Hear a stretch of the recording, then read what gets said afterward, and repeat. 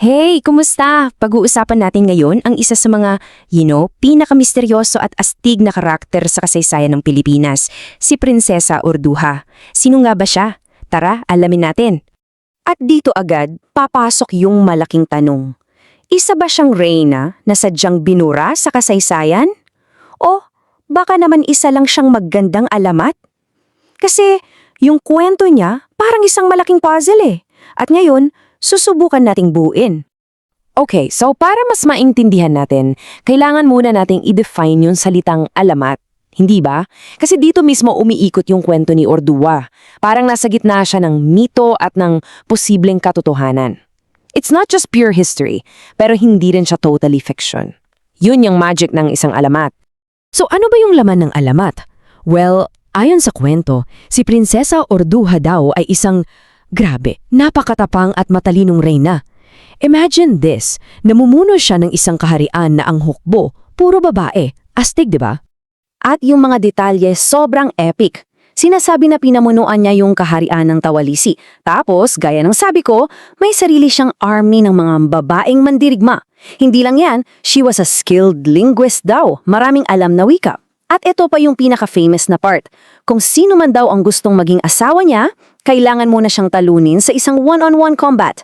Ibang klase. Siya talaga yung ultimate symbol ng isang malakas at independent na leader noong unang panahon. Okay, so napakaganda ng alamat, 'di ba? Pero, totoo ba to? Dito na tayo lilipat mula sa alamat papunta sa kasaysayan. Kasi meron tayong isang, and take note, nag-iisang piraso ng ebidensya na maaaring nagpapatunay sa kwento niya. Ito ay galing sa isang sikat na 14th century explorer, si Ibn Battuta. Sa mga sinulat niya, binanggit niya ang isang prinsesa na parang kamukhang-kamukha ng description ni Urduha. At ito yung crucial part, guys. Ito yung tanging historical account na meron tayo. Ito ang pundasyon ng lahat. At dahil nga iisa lang yung source, dito na nagsimula yung mainit na debate sa mga historiador. Yung tanong, totoo ba yung isinulat ni Ibn Battuta?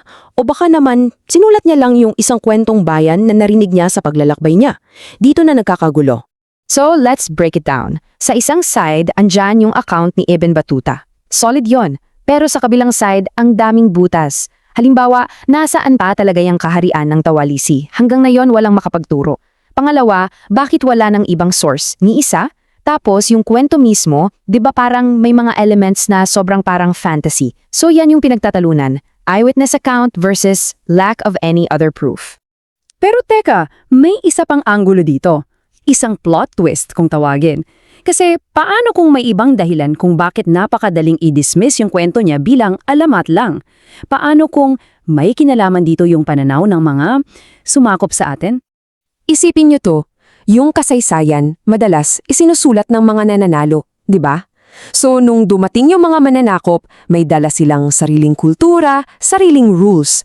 At yung mga malalakas na leader natin noon, lalo na yung mga babae na hindi umaayon sa standard nila, anong ginagawa sa kanila?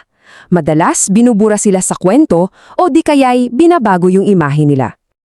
At dito na nga pumapasok yung salitang bruha. Alam nyo, hindi lang yan basta-basta witch sa English. Sa konteksto ng kasaysayan natin, yan yung label, yung pangalan na binibigay para siraan, para tanggalan ng kapangyarihan ang isang babae na masyadong malakas, masyadong independent, isang babaeng lumalaban sa sistema. So tingnan nyo tong comparison. Para sa mga kababayan niya, si Urduha ay isang reynang mandirigma, malakas, independent, nirerespeto. Pero, sa mata ng iba, lalo na sa mga may kolonyal na pag-isip, yung mga katangian na yan, delikado, kakaiba. At ang pinakamadaling paraan para i-discredit siya, tawagin siyang bruha. At sabihin yung kwento niya ay isa lang katang isip. Gets niyo yung logic? So, after all that, yung buong debate kung totoo ba siya o hindi, ito yung tanong na naiwan sa atin. Does it even matter? Mahalaga pa ba kung totoo siya in the first place? At para sa akin, at para sa marami, dito nagbabago yung usapan. Kasi baka yung totoong halaga ni Urduha ay hindi nakasalay sa kung totoo ba siya o hindi, kundi sa kung ano ang sinisimbolo niya. Yung legacy niya, yun ang mas importante. Kasi yung kwento ni Urduha, naging napakalakas na simbolo yan. Siya yung nagpapaalala sa atin na bago pa man dumating ang mga mananakop, meron na tayong mga babaeng leader. Siya yung inspirasyon ng lakas at tatag. At ngayon, yung kwento niya sumasalamin mismo sa diwa ng modernong Filipina. Kumbaga, totoo man siya o hindi, yung alamat niya, buhay na buhay. So iiwan ko kayo sa isang huling tanong. May mga kwento ba, mga alamat, na mas nagiging makapangyarihan pa kaysa sa mga facts na nakasulat sa history books? Kasi baka yung tunay na kapangyarihan ng isang kwento, gaya ng kay Urduha, ay hindi nasusukat sa kung totoo ba ito, kundi sa inspirasyong binibigay nito sa bawat henerasyong nakakarinig. Ano sa palagay nyo?